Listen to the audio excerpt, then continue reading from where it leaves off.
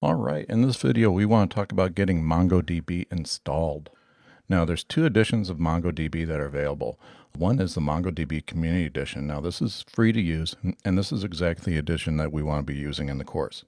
There's also MongoDB Enterprise Edition.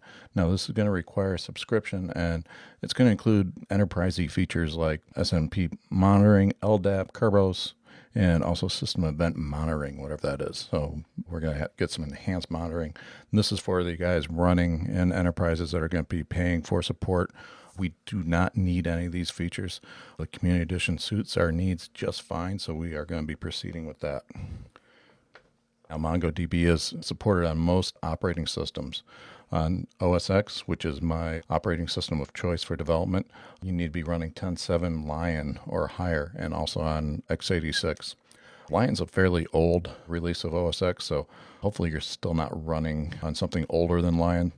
And then the OS X install, you can either bring down a tarball and install it that way. It's a pretty straightforward procedure, or Homebrew. And Homebrew I used to really like, but it's been a little flaky on me. Hopefully your mileage is different, but Homebrew is a good tool. I like it, but sometimes I've had some recent problems with it, which I don't know what were Homebrew specific or end user related.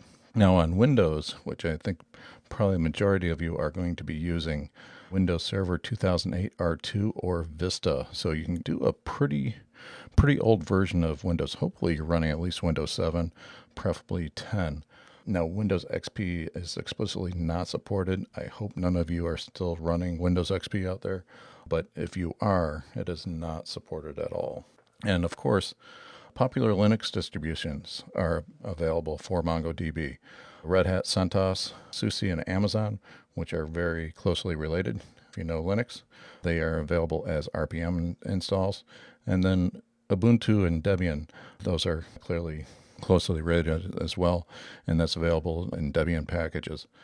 And then if you have a different operating system that's not listed here, you can bring down a tarball, kind of like OS X, and install it that way.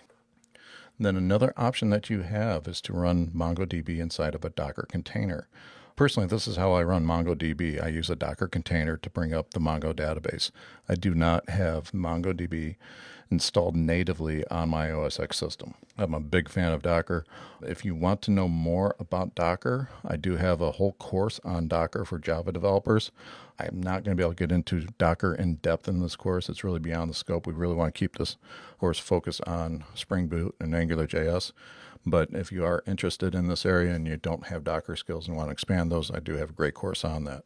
And actually in the next video, I'll do a quick demonstration of how easy it is to run MongoDB in a Docker container. Now, one thing I'm not going to be able to do is go through every operating system variant and show you how to install MongoDB. I am going to provide you a link to the official Mongo documentation on installing. It's got pretty good explanation of how to install it on your specific operating system.